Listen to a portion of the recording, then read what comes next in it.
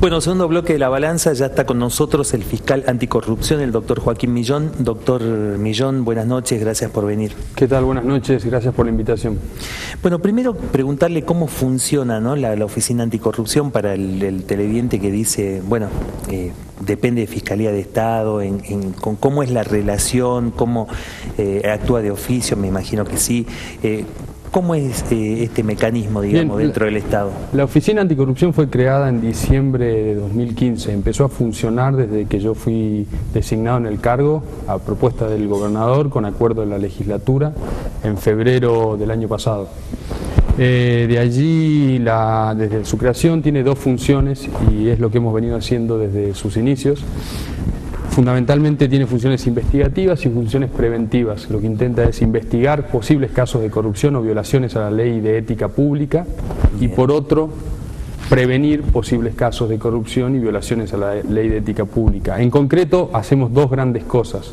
Investigamos casos de corrupción, llevamos adelante a su vez este régimen de declaraciones juradas, que desde 1999 existía una ley de ética pública en la provincia, sin embargo carecía de vigencia práctica, en tanto la autoridad de aplicación nunca se había constituido. Hoy la Oficina Anticorrupción es la autoridad de aplicación de esa ley.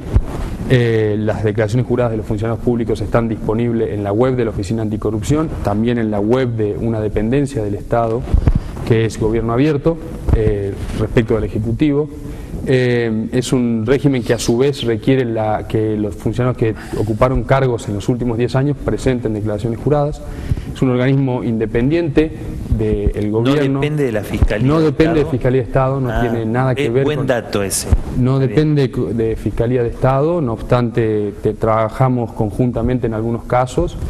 Así como Fiscalía de Estado nos envía expedientes, distintas dependencias del Estado no lo han hecho. Por ejemplo, lo ha hecho el Instituto del Seguro de Jujuy en una auditoría compleja que hemos concluido parcialmente, advirtiendo pagos mal hechos por el orden de los 38 millones de pesos. Hemos llevado... ¿En qué tiempo? ¿En qué tiempo? Esto en 2014 y 2015, revisamos más de... En 2 años. En 2 años. En 2 años, una presunta malversación. Por lo menos irregularidades en algo así como 40 millones de pesos. Por lo menos 38 millones de pesos. Hemos reabierto esta auditoría, o procedimiento de control que le llamamos, en tanto estamos detectando posibles casos de sobreprecios en la compra de insumos. Hay otros organismos que permanentemente piden nuestra asistencia y nuestra opinión en distintos trámites y expedientes. Es muy burocrático este trámite, este sistema. Por ejemplo, ustedes quieren ir a un hospital o quieren investigar algo en el Ministerio de Salud, la compra de insumos. ¿Es muy burocrático, digo, o es algo que se puede hacer con una relativa facilidad? Bien, la Oficina Anticorrupción es bastante dinámica. En algún sentido, mi experiencia en la Auditoría General de la Nación me llevó a comprender cómo pueden detectarse patrones de irregularidades, patrones de corrupción, y eso es lo que hacemos. Acumulamos expedientes de manera tal de poder ofrecer un diagnóstico al organismo y, en su caso, una denuncia penal si correspondiere, o una comunicación a las distintas dependencias del Estado en caso de que hubiese irregularidades. ¿Usted en la actividad privada tiene experiencia, es penalista, por ejemplo? Yo soy profesor de Derecho Constitucional de mucho tiempo, tengo una maestría en Filosofía del Derecho, tengo estudios en temas de auditoría, digamos, esa es mi especialización. Bien. 8 años trabajando en un organismo de control, el máximo organismo de control del país, que es la Auditoría General de la Nación. Quería preguntarle, doctor, recién se mencionaba el caso de la burocracia, ¿no? En nombre de controles, en nombre de que se hagan bien las cosas, se imponen toda una burocracia que termina demorando un montón y perjudicando la presencia del Estado y la gestión del Estado muchas veces, ¿no? Bueno, eso lo ha sostenido el propio gobernador. Totalmente. Muchas veces lo ha dicho. Y la respuesta, ¿cuál es? No, hay que hacer hay toda una normativa que nos lleva, ¿no?, a numerosos pasos para supuestamente evitar las irregularidades, para que las cosas se hagan bien. Usted va viendo una relación en que explique que tenemos todos estos requisitos y pasos, sin embargo, la historia de la provincia nos muestra que fue relativamente fácil ejercer una corrupción. Las numerosas investigaciones que ustedes están haciendo nos van mostrando de que había una burocracia excesiva, sin embargo se podía igual actuar en contra de los intereses del Estado y de la comunidad. ¿Hay una relación entre esa burocracia y la corrupción? Mire, en muchos casos la burocracia puede dar lugar a casos de corrupción. Todo depende del diseño institucional que optemos. Volvamos al caso del Instituto del Seguro. En ese caso, lo que recomendamos al organismo es que informatice los expedientes que tramitaban de una manera separada. Por un lado salían los pedidos de prestaciones, por otro los pagos. Lo mismo hicimos en otras auditorías vinculadas a, por ejemplo, a requerimiento del Ministerio de Ambiente, en tanto había irregularidades en los trámites. La ministra requirió que inspeccionemos los trámites y les hicimos recomendaciones acerca de cómo deberían tramitar esos expedientes. Esto siempre a requerimiento de la propia ministra. En otros casos, por ejemplo, el Banco de Desarrollo nos ha enviado una serie de expedientes que estamos auditando, no son más de 10. ¿Banco de Desarrollo, el Banco de Acción Social? Ex Banco de Acción Social. Ah, bien. Ex Banco de Acción Social, hoy Banco de Desarrollo. Nos envió una serie de expedientes y estamos a punto de emitir un dictamen. Lo mismo ocurrió con una serie de expedientes y está ocurriendo con una serie de expedientes remitidos desde el Ministerio de Infraestructura. En tanto observamos irregularidades análogas en muchos de ellos, obras que no se concluían con dictámenes de los técnicos de estos organismos señalando que estas obras no estaban concluidas. Observamos allí, o por lo menos estamos por emitir un dictamen pronto respecto de estas irregularidades.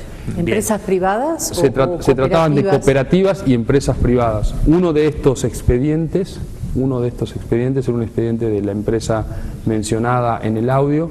En tanto le estábamos otorgando un trámite global a esta... Ahora le pregunto, sí. No avancemos más sobre eso porque un poco bueno, para el televidente común. El tema de la investigación sobre este audio, que es obviamente es un pedido de coima, de una persona que tengo entendido era asesor de la legislatura o era miembro del bloque radical. Eso, ¿quién está investigando esa situación hoy en la justicia penal, le pregunto? Actualmente la está investigando el fiscal Lozano paralelamente a la Oficina Anticorrupción. La oficina abrió una investigación de oficio. Bien. El lunes pasado, inmediatamente presentó una denuncia ante el fiscal Lozano. El fiscal Lozano también actuó de oficio. Bien. Hoy me constituí en la Fiscalía a ratificar la denuncia. Tanto la Oficina Anticorrupción como el fiscal Lozano había citado a uno de los presuntos autores del audio, el empresario en cuestión, quien sí, ante la oficina y ante la Fiscalía se reconoció como la persona que habla en ese audio. Señaló a esta persona, a este tal Baigorria, como el interlocutor de este audio, y además señaló que en el momento en el que se le pidieron estas coimas, se le exhibió un expediente vinculado a su empresa que él presume era original.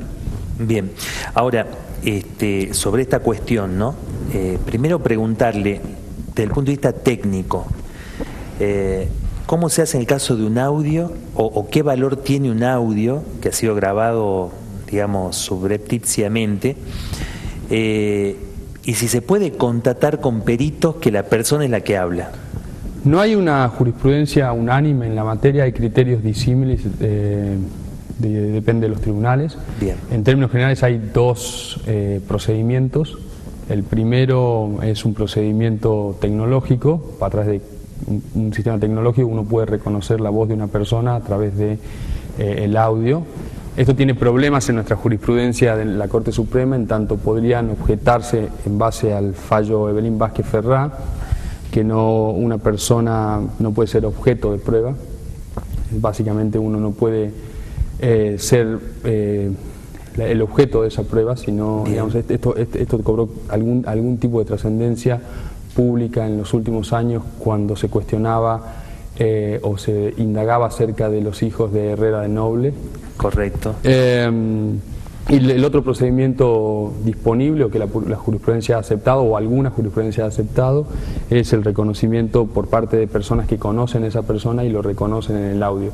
Hay otros tribunales que niegan la posibilidad de que esta prueba sea pero la Corte resultado. Suprema a esta segunda opción la ha aceptado en algún caso.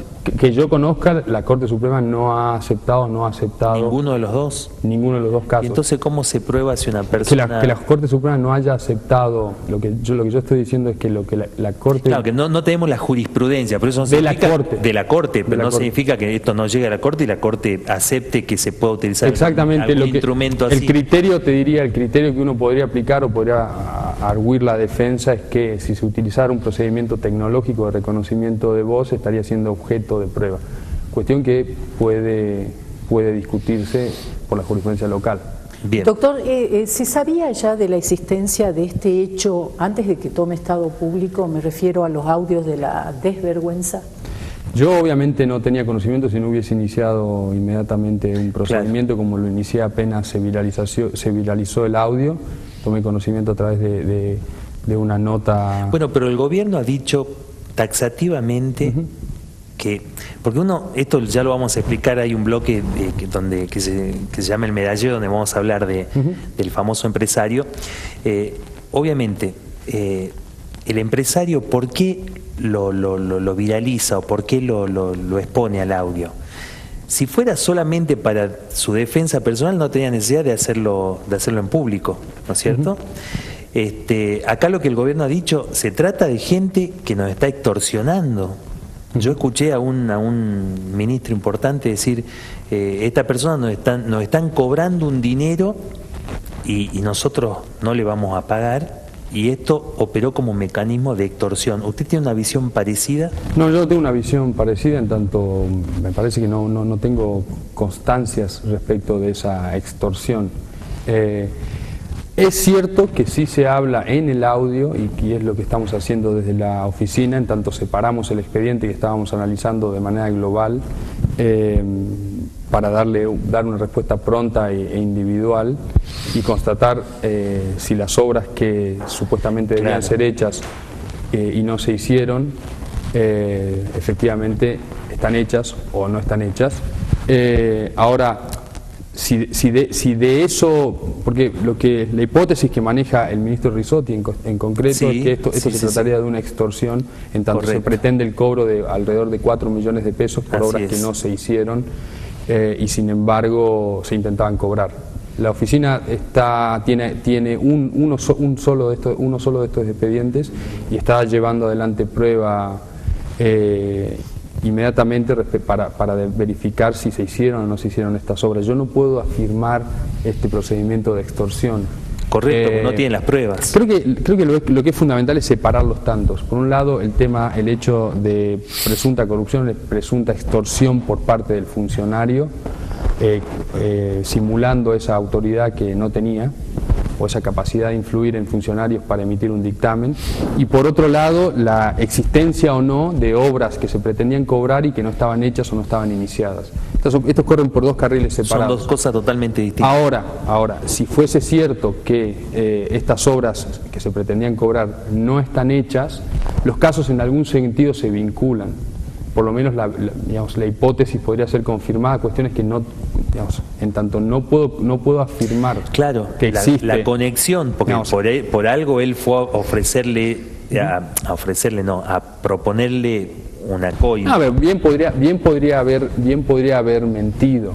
Sí, es lo que la gente primero pensaba. Cuando se escuchó, da la impresión como que el empresario está limpio, que es un pobre muchacho que hizo todo en orden, una víctima de... Lo que sí es cierto es que hay en estos 4 expedientes de los que se habla, que supuestamente serían los expedientes del audio, hay al menos 4 expedientes en donde hay dictámenes técnicos del Ministerio de Infraestructura señalando que hay obras que la empresa pretendía cobrar y no están. En uno de estos expedientes, que la oficina tomó directa intervención, está tomando directa intervención, vamos a llevar adelante prueba para detectar si estas obras se hicieron o no. Bien. Esto independientemente de lo dicho por el Ministerio de Infraestructura, necesitamos una tercera opinión, porque aquí lo que está en juego es las afirmaciones hechas por los técnicos de la administración anterior y las afirmaciones hechas por los técnicos de la administración actual. En tanto somos una oficina independiente, necesitamos un criterio, una tercera opinión sobre este asunto. Correcto. Irene, yo lo ¿alguna último cosa quería más? preguntarle, doctor Millón, ¿cómo queda parado el Tribunal de Cuentas, digamos, frente a este tipo de situaciones, ¿no? Y si usted considera que hacen falta hacer algún tipo de reforma administrativa que nos permita que realmente exista esa función preventiva, ¿no? Que evite a tiempo el daño y el daño que se le ocasiona al Estado, que es el daño a la gente en definitiva, ¿no? Bien, digamos, las reformas requeridas son más bien complejas. Algunas podrían requerir reformas constitucionales, otras no. Un procedimiento que podría ser adecuado, digamos, el Tribunal de Cuentas hace su tarea con las limitaciones o las exigencias que la ley le impone o lo limita. Creo que la Oficina Anticorrupción lo que está haciendo ahora es ocupándose de algo que el Tribunal de Cuentas no puede hacer, que es auditar la gestión del gobierno. Por eso hacemos llevamos adelante estos grandes casos. Básicamente, no solamente inspeccionamos las cuentas del gobierno, sino a su vez determinamos en el campo, así como lo hicimos en el caso renombrado hoy como la megacausa, en el campo si el dinero aplicado, el dinero que figura en las cuentas efectivamente se realizó. Y esto lo hacemos a través de distintas pruebas, contrataciones in situ, el pedido de colaboración de distintas áreas, etcétera. Creo que la dificultad que existe hoy es que no hay auditorías de gestión en esta provincia, cuestión que sí hay a nivel nacional. Esto no obsta que ocurran casos de corrupción con estas características, digamos, porque muchas veces las auditorías no llegan a tiempo, digamos, esto también se discute en el plano nacional, pero creo que hay un déficit importante de la ausencia del control de gestión del gobierno, y esto mejora los procedimientos de control y previene posibles casos de corrupción más a tiempo. Le pregunto lo último en 2 líneas, si se puede. ¿Cuánto tiempo va a demorar la contratación de si este empresario o estos empresarios estaban reclamando algo que no les correspondía?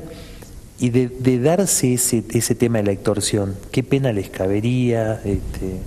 Te respondo de una manera compleja. Bien. Respecto de lo primero, como te dije, tengo un solo expediente respecto de esta empresa en cuestión. ¿Pero cuánto demoraría que usted lo pueda ver los otros 3? El tiempo estimado para ver este solo, al menos, sería aproximadamente 10 días. Nosotros venimos pidiendo prueba en este expediente y en otros que nos ha pedido infraestructura que observemos, algunos vinculados a empresas, otros vinculados a obras por cooperativas. A su vez, la Oficina Anticorrupción requirió a distintas áreas del gobierno nos envíen los expedientes de las empresas mencionadas en ese audio. Podré tener una respuesta preliminar respecto del expediente que tengo a cargo pronto, en menos de 10 días. ¿Y de confirmarse la extorsión por parte de este empresario? Me parece que la confirmación de la extorsión de ese empresario no es una tarea de la que se pueda ocupar la Oficina Anticorrupción, tanto no se trataría de un caso de corrupción. Eso es un caso que debería recaer sobre el fiscal Lozano. Yo puedo y debería denunciar a la empresa si las obras no se construyeron, tanto a la empresa como a los funcionarios que certificaron las obras.